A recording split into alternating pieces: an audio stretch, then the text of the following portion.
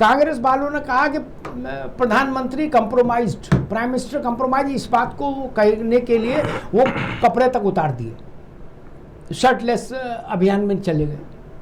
भाजपा ने अब उसका उत्तर दिया तो उनने सिजरा शुरू किया नेहरू जी से लेकर राहुल गांधी तक, और सबका बता दिया किसने किसने कब कब कहाँ कहाँ कंप्रोमाइज किया। और राहुल गांधी के लिए बीजेपी का लेटेस्ट कथन है कि कांग्रेस जिनको बब्बर शेर मान रही है वो राहुल गांधी विदेशी ताकतों के हाथ की कठपुतली हैं। शब्द में ये दोनों देश की सबसे बड़ी पार्टियों के बीच का संघर्ष अब बहुत निचले स्तर पर सड़क पर आ गया है। सौरभ जी। नहीं, बिल्कुल। देखिए अमिताभ जी, जिस प्रकार से भारत की राजनीति बड़े बदलाव की ओर, और बड़े बदलाव में जो बड़ी गिरावट वो हमें दिखाई दे रही है कि जब बात होती है देश की, जब बात होती है ऐसे प्लेटफॉर्म पे जहां पूरा विश्व भारत को सम्मान देता है, भारत के साथ खड़ा होता है, वहां पर इस तरह के शब्दों का प्रयोग जब किया जाता है कि भारत का प्रधानमंत्री जो है वो कॉम्प्रोमाइज है, तो वहां पर उत्तर के जवाब में जो है वो बीजेपी, भारतीय जनता पार्टी के लोग भी उत्तर देंगे ही देंगे। लेकिन मेरा मानना है कि देखिए, जब जिस तरह का भारत 2014 के बाद लगातार विश्व के पैमाने पर उतरा है, विश्व के पैमाने पर दिखाई दिया है, उसको सिर्फ भारत के लोग ही नहीं, पूरे विश्व के लोग कहीं ना कहीं वो सलाम कर रहे हैं सब लोग। और ऐसे मंचों पर, चाहे वो G20 का मंच हो, चाहे वो जो अभी हमने देखा AI सम्मेलन था इतना बड़ा, उसका मंच हो, वहां पर जो कांग्रेस या अन्य विपक्षी दलों का रवैया है वो बहुत ही निंदनीय है। उसकी जितनी कड़ी निंदा की जाए उतनी कम है। देखिए, मैं लगातार कहता हूं कि जब अभी ऑपरेशन सिंदूर चल रहा था, उस समय भी भारत के प्रधानमंत्री के ऊपर तमाम तरह के आरोप लगाने का काम विपक्ष ने किया। वो ये भूल गए कि हमारे देश की सेना लड़ रही है, हमारे देश की जो है, हमारा देश बहादुरी दिखा रहा है। पाकिस्तान जैसे छुटभैया देश जो है, इतना गिरा हुआ घटिया देश है, उसके सम्मान में लोग खड़े हो गए। तो ये बताइए, वहां पर ये कंप्रोमाइज ये साफ साफ दिखाता है कि ये कहीं ना कहीं विपक्ष की जो है वो हार की हताशा है। लगातार जो वो हार रहे हैं उसका जिम्मेदारी प्रधानमंत्री पे तो फोड़े, ठीक है, लेकिन वो प्रधानमंत्री के ऊपर कंप्रोमाइज शब्द का प्रयोग करते करते वो देश को नीचे लेके जा रहे हैं। तो मुझे लगता है कि उसके प्रति उत्तर में भारतीय जनता पार्टी के लोगों ने लगातार विश्व के मंच पर जो है तमाम ऐसे उदाहरण रहे हैं जो राहुल गांधी जी गए हैं, चाहे वो US गए हों, चाहे वो तमाम अन्य देशों के अंदर गए हों, वहां पर स्पष्ट तौर पे उन्होंने एक बात पता है क्या कही कि भारत में तो सब कुछ खराब है, भारत में हिंदू धर्म खराब है, हिंदी भाषा खराब है, भारत का संविधान ठीक नहीं है, भारत के अंदर कानून व्यवस्था ठीक नहीं है। मतलब पूरी तरह से भारत के ऊपर ब्लेम करते हुए वो लगातार एक बार नहीं 10 बड़े मंचों पर दिखाई दिए, जिस पर उन पे बड़े सवाल उठते हैं कि क्या आप भारत देश के रहने वाले, एक जो आपकी दादी प्रधानमंत्री थी, आपके पिताजी प्रधानमंत्री रहे, आप स्वयं विपक्ष के नेता हैं, वो अलग बात है कि जनता आपको पसंद नहीं करती, उतने बड़े पद पर होने के बाद आप भारत के बाहर जाकर के विदेशों में भारत के खिलाफ दुष्प्रचार करते हैं। आप सिर्फ प्रधानमंत्री नरेंद्र मोदी की बात नहीं करते हैं, जब भारत के संविधान को गाली देते हैं, जब भारत के कानून को गाली देते हैं, जब यहां पर हिंदी भाषा को आप गाली देते हैं, आप कहते हैं सनातन संस्कृति पर सवाल उठाते हैं, आप सिखों के धर्म के ऊपर सवाल उठाते हैं। ये बहुत बड़े बड़े प्रश्न राहुल गांधी जी के ऊपर खड़े हुए हैं, जो बाहर जाकर के उन्होंने भारत के ऊपर प्रश्न चिन्ह खड़ा किया है, भारत की संस्कृति के ऊपर प्रश्न चिन्ह खड़ा किया है। तो मुझे लगता है कि भारतीय जनता पार्टी के लोग अब नेहरू जी से लेके इंदिरा गांधी जी से लेके और लगातार दिखा रहे हैं। हालांकि मैं ऐसा मानता हूं कि ठीक है, आप राहुल गांधी जी को आईना दिखाइए, लेकिन सबको यह ध्यान रखना चाहिए कि भारत की गरिमा बरकरार रहे। विश्व के पटल पर आज जितना मजबूत भारत है उतना ही मजबूत और आगे दिखता रहे, कहीं से किसी प्रकार से। ठीक है, सौरभ जी रुकना होगा। राज शर्मा साहब का चलूंगा। राज शर्मा साहब, बीजेपी का वन लाइनर आया है फैमिली कंप्रोमाइज्ड, और उसमें उन्होंने तस्वीर लगाई है पंडित जवाहरलाल नेहरू से लेकर राहुल गांधी तक सबकी।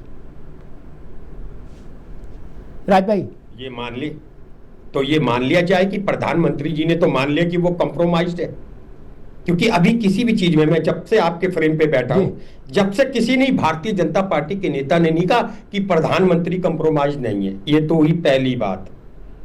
अब दूसरी बात मैं ये बता दूं, अभी देखिए हमारे यंग लड़के राजनीतिक विश्लेषक, किसी चौराहे में भूसे की ट्रक से होमगार्ड 20 रुपए लेता हो और ये वहां खड़े हो, तो इनकी इतनी हिम्मत नहीं कि उस होमगार्ड से कहते हैं इस भूसे के ट्रक से 20 रुपए क्यों ले रहा है। और ये शख्स राजनीतिक विश्लेषक के रूप में प्रधानमंत्रियों के बारे में डिस्क्रिप्शन दे रहे हैं, डिस्क्राइब कर रहे हैं। ये है देश की। दुबे जी याद रखना, अभी आप ही से सवाल करूंगा। अच्छा, फिर आप पूछूंगा। के चौराहे पे खड़े हो जाइए। राज भाई सुनिए, सौरभ दुबे का नहीं मना कर सकता, आपके अंदर क्षमता है। नहीं, आप ट्रक के बात राजनीतिक विषय पे हो रही है। आप जो है अमिताभ अग्निहोत्री जी के साथ इतने बड़े इलाज कर लेना, और आप ले गए अगर बाकी किरदार आपका जिंदा तो ये जो फ्रेम है आपने इतना ही कानून मजबूत बनाया होता, भारतीय जनता पार्टी को देखने का समय है, इसकी लाज रख लेना। आपके समय जो ट्रक आज इस फ्रेम की लाज रख लेना। नहीं, आपके क्या ट्रक के भूसे चलते हैं? एक होमगार्ड को आपके ट्रक के भूसे चलते हैं। प्रधानमंत्री मैं इतने बढ़िया बात कर रहा हूं देश के प्रधानमंत्री के बारे में, भारत के बारे में, आदरणीय राहुल गांधी जी के बारे में, और आप कह रहे हैं ट्रक के भूसे को नहीं चलता। ये है नकारात्मकता, जो नकारात्मक सोच आपके अंदर बनी हुई है आज की पीढ़ी को लेकर के, नई पीढ़ी को लेकर के, नई पीढ़ी को लेकर के। आप भारत का अपमान भारत के बाहर करते हैं और भारत के युवाओं का अपमान भारत के मंच पर करते हैं। लाखों करोड़ों दर्शक देख रहे हैं इस बात को, और आप कह रहे हैं 10 रुपए के भूसे वाले ट्रक को, आपके 10 रुपए के भूसे वाले ट्रक को आपने पैदा क्यों किया? इस करप्शन, इस भ्रष्टाचार को आपने पैदा क्यों किया? आपने सबसे पहले नकारात्मक बात की है, भ्रष्टाचार की बात की है। आपने अमिताभ अग्निहोत्री जी के इतने बड़े शो पर जिस पर आपको सकारात्मक अपने विचार रखने चाहिए थे, वहां पर आप अक्षम रहे हैं, और वहां पर लगातार आपने जो बातें कही है वो निंदनीय है। देखिए राज शर्मा जी, आप जैसे लोगों के कारण कांग्रेस पार्टी का ये हाल है। कांग्रेस का जनाधार जो है वो वेंटिलेटर पे है, लेकिन कांग्रेस के लोगों का अहंकार जो है वो एक्सीलेटर पे है। तो अहंकार का एक्सीलेटर जो है उसको कम करिए, और जनाधार पे जो वेंटिलेटर पे पार्टी चली गई है उसके जनाधार को बढ़ाइए। नहीं, आप इसलिए आपने मेरे ऊपर पर्सनल अटैक कर दिया कि मैं ट्रक के भूसे वाले को, भ्रष्टाचार को उसमें रोकूं। अरे आपने अपनी जवानी में किया क्या ये काम? आपकी जवानी में तो कांग्रेस, अरे वो अभी भी जवान है भाई, सात पुश्ते नहीं कर भाई अभी भी जवान है, कौन कह रहा है? किया। अरे आपकी 7 पुश्ते नहीं कर पाएंगी, 7 पुश्ते। मैंने अपने बच्चे पाले, बच्चों को सेटल किया, आप करके तो दिखाना। अरे तो बच्चों को पालना जो है वो देश को, अरे छोड़िए, देश के बारे में बात हो रही है, आप बेटा बारे में बात कर रहे हैं। अरे मैंने काम किया, मैंने सेवा करी, बच्चों को पाला, तो कांग्रेस की सरकार क्या आज नहीं होगा, उस समय आज नहीं होगा वाला पूरी पैसा कहाँ जाता था? अरे भाई राजीव गांधी जी के क्या शब्द थे? स्वर्गीय राजीव गांधी जी कहते हैं 1 रुपया ऊपर से चलता है दिल्ली से नीचे cutter cutter cutter cutter cutter 15 पैसा जो है वहां तक पहुंचता है। तो वही भूसे वाली संस्कृति, ट्रक वाली संस्कृति, वो 1 रुपया गिरने वाली संस्कृति लेकर के आप यहाँ पर आगे के बैठे। आप जवाब दीजिए, राहुल गांधी जी ने भारत का अपमान किया या नहीं किया? सनातन संस्कृति को लेकर के, हिंदू के ऊपर, हिंदी भाषा को लेकर के विदेशों में कहा कि नहीं कहा? सिख धर्म पर टिप्पणी की कि नहीं की? भारत का काम करने में गर्व महसूस होता है। अरे आप सच्चे कांग्रेसी होते तो कहते हैं कि हम जो है भारत का अपमान नहीं सहेंगे, और राहुल गांधी इतना व्यवहारिक रूप से दिवालिया हो गए। आप कहां पहुंचेंगे? क्या बातें करते हो बेकार की बड़े बड़े आपके मुख्यमंत्री जीवन में आप बीडीसी मेंबर नहीं के बिस्किट को खिलाने के लिए राहुल गांधी कहता हूं बीडीसी मेंबर, लेकिन अपने मुख्यमंत्री फिर अच्छा है नहीं है। वहां पर आपका कर्नाटक में झगड़ा चल रहा है, 5 साल आपका राजस्थान में झगड़ा होते हुए निकल गया। आपके यहाँ जो सरकार है वो भ्रष्टाचार में लगातार कर्नाटक को आपने जो है पूरा सूली पे चढ़ा। सौरभ जी रुकिए राज भाई, ठीक है, आपसे संघर्ष नहीं, अब काफी हो गया, आप तो छोड़ दें।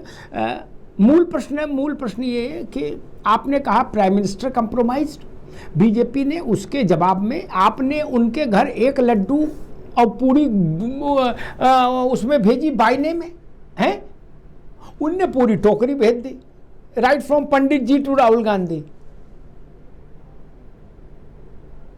राज भाई, राजीव गांधी ने क्या नहीं किया, मनमोहन सिंह जी ने क्या नहीं किया? भाई साहब एक और बात है, यहां पे बैठ के मैं आपको भी कह सकता हूं, लेकिन आपके जैसे बनने के लिए मुझे कम से कम 20 साल चाहिए होंगे। मेरी एक होती है, यही बात खेमचंद शर्मा जी कहें, इनका अधिकारी पार्टी को डिफेंड करेंगे। मैं चाहता हूं विश्लेषक अनबायस होके कहे।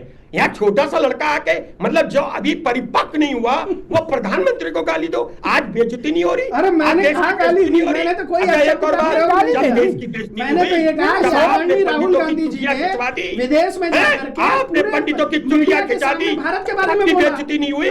क्या आत्मा मर गई थी? एक मिनट राज भाई, सौरभ दुबे तो राहुल जी को भी आदरणीय राहुल गांधी जी बोल रहे हैं। ये एक तो और बात, एक्सपर्ट एक उम्र दराज होना चाहिए जितने उतार चढ़ाव देखे हो। मैं सही बता रहा हूँ जी। अभी ये इन पे इतनी अरे मैं कह रहा भारतीय जनता पार्टी में 45 साल के राष्ट्रीय अध्यक्ष हैं।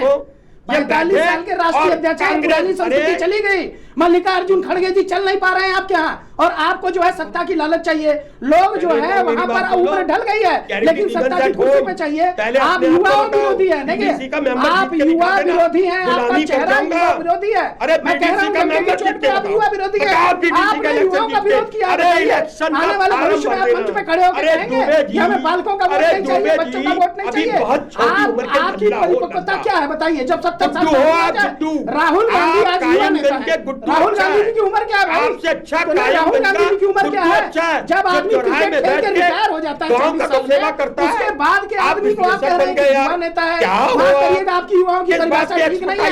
भारत में युवाओं को स्थान देना सीखिए। राज शर्मा जी, अच्छा मुझे एक बात का बता दो, आप रहे होंगे अपने समय में, लेकिन आज का युवा, आज के भारत की जो है वो नई डिमांड है, और भारत के लोगों की जो जीवन में अगर आप जो है प्रवक्ता बन गए, मेरा नाम पंडित राज शर्मा, उसमें आप जैसे अरे एक बात का जवाब दे दो मंगल पांडे जी, करने की कोशिश, अरे मंगल पांडे जी, दर्द किस बात का है? अरे मंगल पांडे जी, मैंने एक बात गलत कही हो कैसी बात हो? फरकावादी खुद अच्छा है, एक भी गलत बात कही राहुल गांधी के बारे में? गांव की क्या राहुल सेवा गांधी जी ने विदेश में ऐसा नहीं नहीं बोला? बता रहा हूं मैं मैंने आपको। कोई भी प्रोपेगेंडा ठीक है दोनों मित्र रुकिए, दोनों मित्र, मैं बहस को रुकिए, सौरभ जी रुकिए, राज भाई रुकिए, मैं बहस को आगे लेकर दुबे जी के पास चलूं, फिर खेमचंद जी के पास चलूं। लेकिन एक बात तो भाई याद रखो, वो मैथिली ठाकुर विधायक हो गई, चुनकर आई, अभी क्या उम्र है बच्ची की? ये बदलता हुआ भारत है। 45 साल की आयु का एक नौजवान भारत की सबसे बड़ी पार्टी का अध्यक्ष है राष्ट्रीय, जिसके लिए 75 वर्ष के आयु के, लगभग 75 वर्ष की आयु के हमारे प्रधानमंत्री जी, उन्होंने सार्वजनिक तौर पर मंच से माइक पर कहा कि नितिन नवीन जी हमारे बॉस हैं, मैं इनका कार्यकर्ता हूं। ये परिवर्तन तो आया है, और इस परिवर्तन का स्वागत होना चाहिए। चाहे मैथिली ठाकुर का विधायक बनना हो, और चाहे नितिन नवीन का अध्यक्ष बनना हो।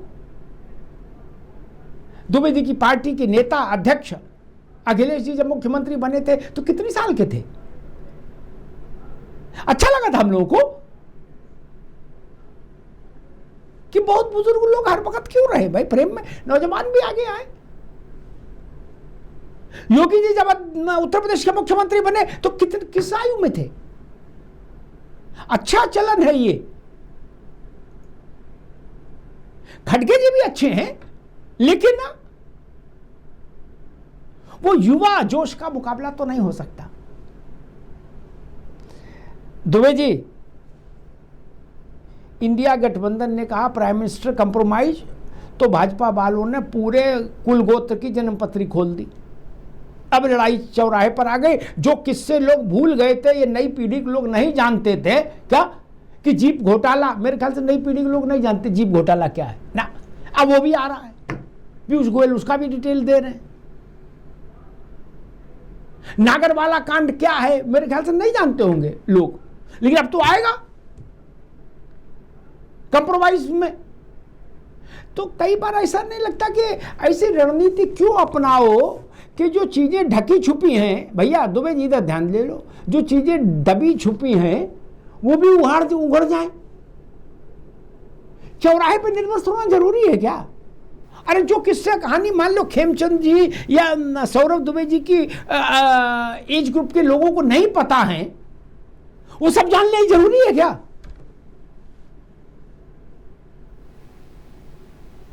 दुबे जी,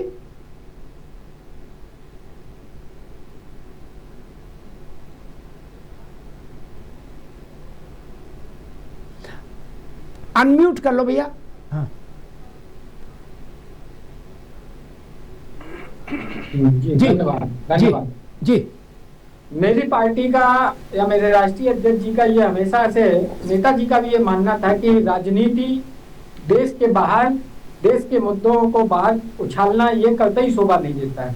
और निश्चित तौर पर इसमें कहीं कोई दो राय नहीं है कि राहुल गांधी जी ने समय समय पर देश के अंदर के मुद्दों को बाहर उछालकर ये एक बात किया है, इसमें कहीं कोई दो राय नहीं। लेकिन उसका विरोध करने का भी एक तरीका है कि हम अगर घर के अंदर विरोध करते हैं। आज मुझे बड़ा आश्चर्य होता है और दुख भी है कि अग्निहोत्री जी, पहले जहाँ तक मुझे याद है, जब मैं 8th 9th में पढ़ता था तो मात्र 10 पैसा डीजल पेट्रोल का बढ़ा था और चक्के जाम होते थे और हम भी उसमें पार्टिसिपेट करते थे। आज वैसा जोश नहीं है।